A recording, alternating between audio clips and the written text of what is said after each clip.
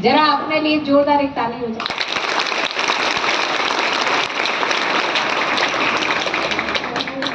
कोई भी दिवस मनाने के लिए कुछ योजना होती है ना।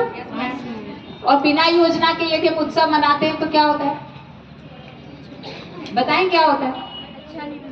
अच्छा नहीं बनता। और फिर जब उत्सव खत्म हो जाता है तो सोचते हैं अरे यार ये कर लेते तो अच्छा। इसीलिए हमारे यहाँ ये परंपरा है कि जब भी कोई बड़ा त्योहार आता है तो बहुत दिन पहले से ही हम उसकी तैयारी शुरू कर देते हैं, हम योजनाएं शुरू कर देते हैं। जैसे दीपावली आ रही है या होली आ रही है तो हम पहले से तैयारी करते हैं। ऐसे ही मैंने भी बाल दिवस की पहले से तैयारी की कि आज मैं अपने सारे बच्चों को स्पोर्ट्स खिलवाऊं। और मैंने एक स्पोर्ट्स टीचर्स भी बुलाए, मनीरा महिरवार सर, मैं उनका स्वागत कर रही हूँ। वो यहाँ पर आए और एक बार फोन करने पर ही उन्होंने तुरंत हाँ बोल दिया और वो सुबह विद्यालय समय पर ही हमारे बीच उपस्थित हो गए। तो उनके लिए एक बार स्वागत में ताली हो जाए।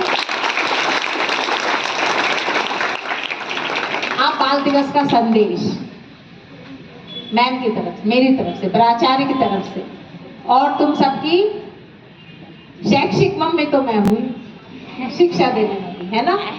तो बच्चों को आज के दिन मैं ये कहना चाह रही हूँ कि एक प्रण लो जीवन में कि मेरा जीवन अपना है और मैं उसको दूसरे के कहने के अनुसार नहीं जीऊंगी। मुझे अपने निर्णय स्वयं लेने हैं। और वो अपने निर्णय कब ले पाओगे? जब दूसरों से प्रभावित होना कम कर दोगे। किसी ने तुम्हें बता दिया तुम बहुत सुंदर हो, तुम्हें कैसे पता पड़ा तुम सुंदर हो? किसी ने कहा, 4-6 लोगों ने, अरे तुम तो बहुत सुंदर हो, और हमने मान लिया कि हम बहुत, बस यहीं से हमारी त्रुटि शुरू हो गई। किसी के कहने पर हमें नहीं मानना है। यदि हम सुंदर हैं तो हमारे अंदर से हमें पता होगा कि हम सुंदर हैं। कोई कहेगा तब हम सुंदर नहीं होंगे। और शिक्षक तो कहेंगे, गुरुजन तो कहेंगे, तुम्हारी हर चीज की तारीफ करेंगे, जो तुम्हारे में अच्छाइयां हैं उनकी तारीफ करेंगे, जो तुम में कमियां हैं उनको भी बताएंगे। तो जब वो कमियां और अच्छाई बताई जाए तो उनको स्वीकार नहीं कर लेना कि तुरंत स्वीकार कर लिया।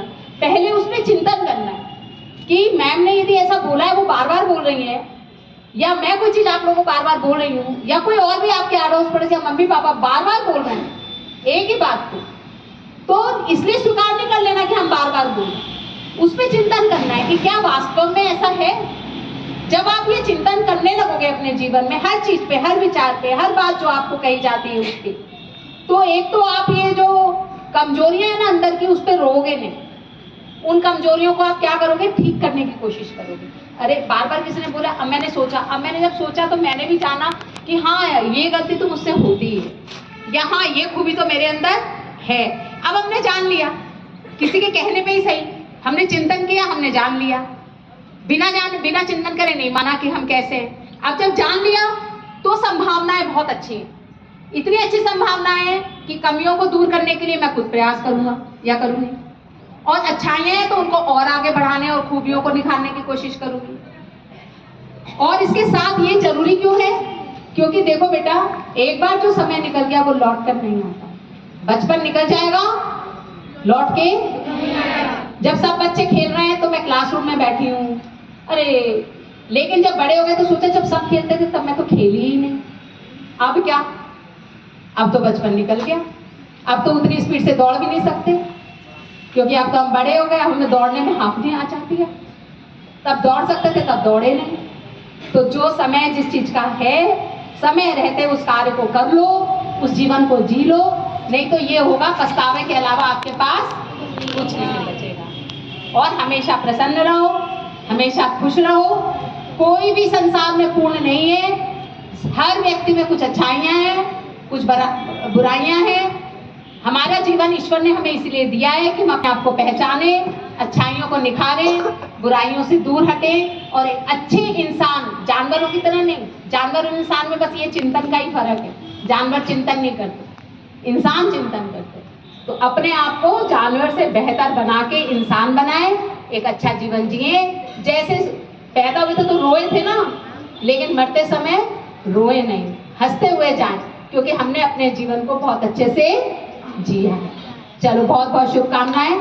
अभी आप क्लास में जाओगे, इसके बाद आपको बताया जाएगा कि कौन कौन सा खेल कौन कौन से क्लास को कराया जाएगा। ठीक है, जय हिंद।